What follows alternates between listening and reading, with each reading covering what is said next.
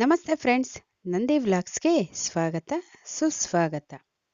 ಇವತ್ತು ನಾನು ನಮ್ಮ ಹೋಟೆಲಲ್ಲಿ ನಡೆಯೋ ದಿನಚರಿ ಅಂದರೆ ಫುಲ್ ಡೇ ವಿಡಿಯೋ ನಿಮಗೆಲ್ಲರಿಗೂ ತೋರಿಸ್ಬೇಕು ಅಂತ ಇಷ್ಟಪಟ್ಟು ಈ ಚಿಕ್ಕದಾಗಿ ಒಂದೊಂದು ವಿಡಿಯೋ ಮಾಡಿದ್ದೀನಿ ಕಣ್ರಿ.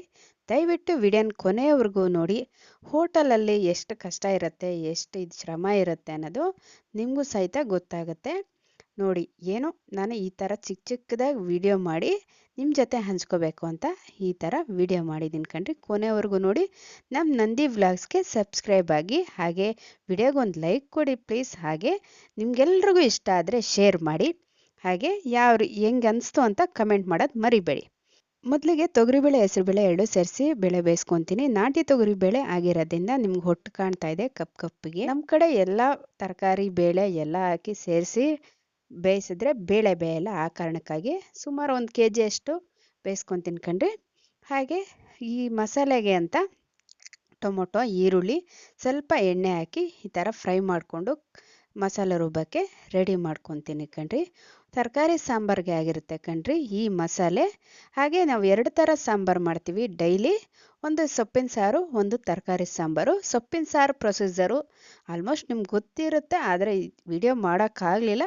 ತರಕಾರಿ ಸಾಂಬಾರು ಮಾತ್ರ ಮಾಡಿದ್ದೀನಿ. ಈ ರೀತಿಯಾಗಿ ಬದನೆಕಾಯಿ, ಮೂಲಂಗಿ, ಸೌತೆಕಾಯಿ ಈ ರೀತಿಯಾಗಿ ತರಕಾರಿ ತಂದಿದ್ವಿ. ತರಕಾರಿಗಳು ಈ ಅವರೆಕಾಯಿ ಸೀಸನ್ ಆಗಿರೋದ್ರಿಂದ ತರಕಾರಿಗಳು ಅಷ್ಟು ಬರೋಲ್ಲ ಕಣ್ರಿ ನಮ್ಮ ಕಡೆ. ಆ ಕಾರಣಕ್ಕಾಗಿ ಈ ರೀತಿಯಾಗಿ ಮಿಕ್ಸ್ ತರಕಾರಿ ಎಲ್ಲ ಹಾಕಿ ಸಾಂಬಾರು ಮಾಡ್ತೀವಿ ನಾವು. ತುಂಬ ಚೆನ್ನಾಗಿರುತ್ತೆ ಸೌತೆಕಾಯಿ ಸಾಂಬಾರಂತೂ. ನೀವೊಂದ್ಸರಿ ಟ್ರೈ ಮಾಡಿ ನೋಡಿ. ನೋಡಿ, ಬೆಂದಿರೋ ಅಂಥ ಬೇಳೆ, ಹಾಗೆ ಹುರಿದಿರೋ ಅಂಥ ಟೊಮೊಟೊ, ಈರುಳ್ಳಿ, ಸ್ವಲ್ಪ ಹುಣಸೆಹಣ್ಣು ಸೇರಿಸ್ಕೊಂಡು ಈ ಮಸಾಲೆ ರುಬ್ಬಕ್ಕೆ ಇದು ರೆಡಿ ಮಾಡ್ಕೊಂಡಿರೋದು ಕಣ್ರಿ. ಸಾಂಬಾರು ಪುಡಿ ಸೇರಿಸ್ಕೊಂಡು ರುಬ್ಕೊಂಡ್ರೆ ಆಯಿತು. ನಾವು ಹಸಿ ತೆಂಗಿನಕಾಯಿ ಹಾಕಲ್ಲ, ಆ ಕಾರಣಕ್ಕಾಗಿ ನಿಮಗೆ ತೋರಿಸಿಲ್ಲ. ನೋಡಿ, ಹುಣಸೆಹಣ್ಣು ನೆನೆಯೋಕ್ಕೆ ಅಂತ ಸ್ವಲ್ಪ ನೀರು ಹಾಕ್ದೆ, ಆ ಬಿಸಿಗೆ ನೆಂತ್ಕೊಳತ್ತೆ ಅಂತ. ಹಾಗೆ ಬಜ್ಜಿ ಮಾಡೋಕ್ಕೆ ಅಂತ ಈ ಕಡಲೆ ಹಿಟ್ಟು ಬಳಸ್ತೀವಿ ನಾವು, ಶಂಕರ್ ಅಂತ. ತುಂಬ ಚೆನ್ನಾಗಿರುತ್ತೆ ಈ ಕಡಲೆ ಹಿಟ್ಟಲ್ಲಿ ಬಜ್ಜಿ ಮಾಡಿದ್ರೆ ಅಂತೂ. ತುಂಬ ಉಬ್ಬಿ ಬರುತ್ತೆ ಬಜ್ಜಿ ಅಂತೂ. ಹಾಗೆ ನೋಡಿ, ಕಡಲೆ ಹಿಟ್ಟು ಹಾಕ್ಕೊಂಡಿದ್ದೀನಿ.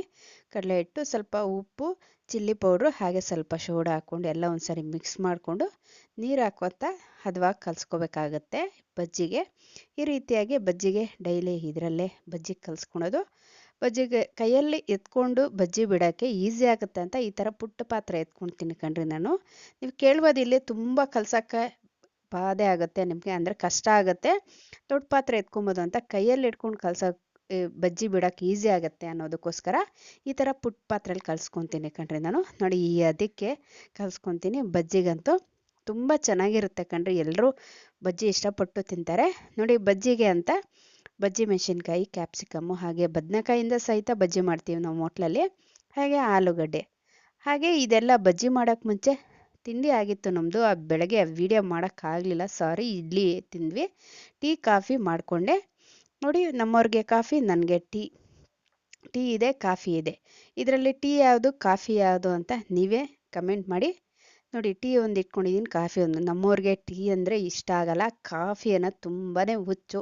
ಅವ್ರಿಗಂತೂ ಕಾಫಿ ಹುಚ್ಚು ಜಾಸ್ತಿ. ಆ ಕಾರಣಕ್ಕಾಗಿ ನಾನು ಕಾಫಿ ಒಂದು ಮಾಡಿದ್ದೀನಿ, ಟೀ ಒಂದು ಮಾಡಿದ್ದೀನಿ. ಈ ಥರ ಡಬಲ್ ಕೆಲಸ ಹೋಟ್ಲಲ್ಲಿ ಸಹಿತನೂ ಕೂಡ ನನಗಂತೂ. ನೋಡಿ, ಒಂದು ಕಾಫಿ, ಒಂದು ಟೀ. ಯಾವ್ದು ಕಾಫಿ, ಯಾವ ಟೀ ಅಂತ ಕಮೆಂಟ್ ಮಾಡಿ ನೀವೇ. ನೋಡಿ, ಬಜ್ಜಿ ಹಾಕ್ಕೊಂಡಿದ್ದೀನಿ.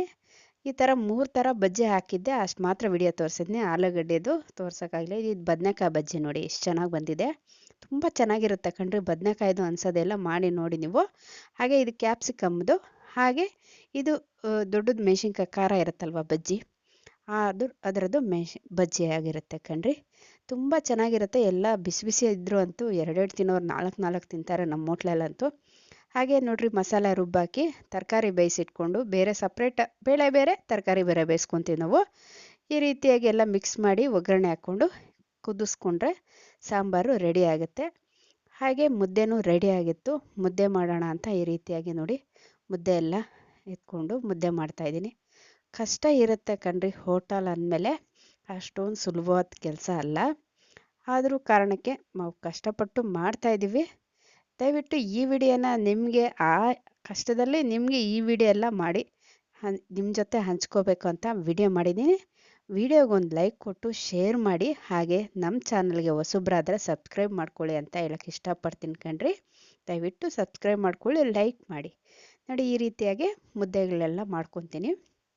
ನೋಡಿ ಈ ರೀತಿಯಾಗಿ ಮಾಡ್ಕೊತೀನಿ ಮುದ್ದೆ ಎಲ್ಲ. ಒಂದೊಂದಾಗಿ ಮುದ್ದೆ ಮಾಡಿ ಹಾಟ್ ಬಾಕ್ಸ್ ಇಟ್ಕೊಂಡಿರ್ತೀವಿ ಕಣ್ರಿ ನಾವು. ಆ ಹಾಟ್ ಬಾಕ್ಸಲ್ಲೆಲ್ಲ ಒಂದೊಂದಾಗಿ ಈ ಥರ ಜೋಡಿಸಿ ಇಟ್ಕೊತೀವಿ. ನೋಡಿ ಇಷ್ಟು ಮಾತ್ರ ಸೈಜ್ ಇರುತ್ತೆ ಮುದ್ದೆ. ನೋಡ್ತಾ ಇದ್ದೀರಲ್ವ ಎಷ್ಟು ಚೆನ್ನಾಗಿದೆ ಮುದ್ದೆಗಳೆಲ್ಲ ನೀಟಾಗಿ ಜೋಡಿಸಿರೋದು. ಈ ರೀತಿಯಾಗಿ ದೊಡ್ಡದಿದೆ ಹಾಟ್ ಬಾಕ್ಸು. ಒಂದು 25 ಒಂದು 24 ಮುದ್ದೆ ಇಡಿಸುತ್ತೆ ಕಣ್ರಿ. ಇದು ದೊಡ್ಡದು ಹಾಟ್ ಬಾಕ್ಸು. ಚೆನ್ನಾಗಿ ಬಿಸಿ ಇರುತ್ತೆ. ಒಂದು 3-4 ಅವರ್ ಆದರೂ ಚೆನ್ನಾಗಿ ಬಿಸಿ ಇರುತ್ತೆ ಈ ದೊಡ್ಡದು ಹಾಟ್ ಬಾಕ್ಸು. ಇದರಲ್ಲಿ ಹಾಕಿ ಇಟ್ಕೊತೀವಿ. ಹಾಗೆ ನೋಡಿ ನಾವು ಹೋಟ್ಲಲ್ಲಿ ಬರೋರಿಗೆ ಈ ರೀತಿಯಾಗಿ ಅನ್ನ ಸಾಂಬಾರು ಬಡಿಸಿ ಕೊಡ್ತೀವಿ. ಒಂದು ಪ್ಲೇಟ್ಗೆ ಬಾಳೆ ಎಲೆ ಹಾಕಿ ಅದ್ರ ಮೇಲೆ ಅನ್ನ ಹರಡಿ, ಹಾಗೆ ಅದ್ರಾಗೆ ಸೈಡಲ್ಲಿ ಬದನೆಕಾಯಿ ಚಟ್ನಿ ಹಾಕಿ, ಹಾಗೆ ಅದ್ರ ಮೇಲೆ ಸಾಂಬಾರು ಹಾಕಿ 2 ಬಜ್ಜಿ ಇಟ್ಟು ಕೊಡ್ತೀವಿ ಕಣ್ರಿ. ಈ ಥರ ಊಟಕ್ಕೆ ನಮ್ಮ ಪ್ರೊಸೀಜರ್ ಇದು. ಊಟದ ಪ್ರೊಸೀಜರ್ ಈ ರೀತಿಯಾಗಿ ಕೊಡ್ತೀವಿ. ಒಂದು ಊಟ ಅಂತ, ಒಂದು ಅನ್ನ ಸಾಂಬಾರು ಅಂತ. ಹಾಗೆ ನೋಡಿ ನಿಮಗೆ ಸೊಪ್ಸಾರು ಮಾಡಿದಾಗ ತೋರ್ಸೋಕ್ಕಾಗಲಿಲ್ಲ, ಜನ ಬಂದರು. ಆ ಕಾರಣಕ್ಕಾಗಿ ಹುರುಳಿಕಾಳು, ಬೇಳೆ, ಹೆಸರುಬೇಳೆ, ತೊಗರಿಬೇಳೆ ಎಲ್ಲ ಹಾಕಿ ಸೊಪ್ಸಾರು ಮಾಡ್ತೀವಿ ನಾವು. ತುಂಬ ಚೆನ್ನಾಗಿರುತ್ತೆ. ಅದರಲ್ಲಿ ಮಿಕ್ಸ್ ಸೊಪ್ಪು ಹಾಕಿ ಮಾಡ್ತೀವಿ. ತುಂಬ ಚೆನ್ನಾಗಿ ತಿಂತಾರೆ ನಮ್ಮ ಹೋಟ್ಲಲ್ಲಂತೂ ಸೊಪ್ಸಾರು. ಹಾಗೆ ಬದನೆಕಾಯಿ ಚಟ್ನಿ ಅಂತೂ ನಮ್ಮ ಹೋಟ್ಲದ್ದು ಸ್ಪೆಷಲ್ಲು ಅಂತ ಹೇಳ್ಬೋದು. ನೋಡಿ ಸಾಂಬಾರು ಕುದ್ದಾದ್ಮೇಲೆ ನಿಮಗೆ ಸಾಂಬಾರು ತೋರ್ಸೋಕ್ಕಾಗಲಿಲ್ಲ, ಅರ್ಧ ಖಾಲಿ ಆದಮೇಲೆ ತೋರಿಸ್ತಾ ಇದ್ದೀನಿ. ಈ ರೀತಿಯಾಗಿ ಬಂದಿತ್ತು ಸಾಂಬಾರು. ಚೆನ್ನಾಗಿತ್ತು ಕಣ್ರಿ ಸಾಂಬಾರಂತೂ. ಮುಲ್ಲಂಗಿ ಸೌತೆಕಾಯಿ ಬದನೆಕಾಯಿ ಹಾಕಿರೋ ಸಾಂಬಾರು. ಮನೆಯಲ್ಲೇ ಮಾಡ್ಕೊತೀವಿ ಸಾಂಬಾರು ಪುಡಿ, ನಾವು ಅಂಗಡಿಯಿಂದ ತರಿಸಲ್ಲ. ಹಾಗೆ ಟೇಸ್ಟಿಂಗ್ ಸಾಲ್ಟು, ಈ ಫುಡ್ ಕಲರು, ಈ ಅನ್ನಕ್ಕೆ ಸೋಡಾ ಹಾಕೋದು ಅವೆಲ್ಲ ಏನು ಮಾಡಲ್ಲ ಕಣ್ರಿ. ಮನೆ ಥರನೇ ಅಡುಗೆ ಮಾಡಿ ಬಡಿಸ್ತೀವಿ. ಎಲ್ಲರೂ ಅದಕ್ಕೆ ಇಷ್ಟಪಟ್ಟು ತಿಂತಾರೆ. ನೋಡಿ ಇದು ರಸಮ್ ಆಗಿರುತ್ತೆ.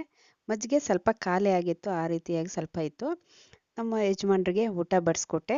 ನೋಡಿ ಅನ್ನ ಸಾಂಬಾರು ತಿಂತಾಯಿದ್ದಾರೆ. ಅವ್ರು ತರಕಾರಿ ಜಾಸ್ತಿ ತಿನ್ನಲ್ಲ, ಅದರಿಂದ ಕಡಿಮೆ ಹಾಕ್ಕೊಂಡಿದ್ದಾರೆ.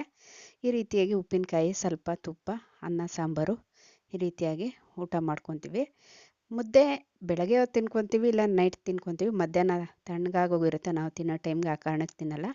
ಹಾಗೆ ನಮ್ಮ ಲಕ್ಷ್ಮಿ ಬಂದಳು. ನಮ್ಮ ಪಾತ್ರೆ ಎಲ್ಲ ಕ್ಲೀನ್ ಮಾಡಿಕೊಡ್ತಾಳೆ ಲಕ್ಷ್ಮಿ. ಈ ರೀತಿಯಾಗಿ ಫಸ್ಟು ಊಟ ಕೊಟ್ಬಿಡ್ತೀವಿ, ಆಮೇಲೆ ಎಲ್ಲ ಪಾತ್ರೆ ಕ್ಲೀನ್ ಮಾಡಿಕೊಡ್ತಾಳೆ.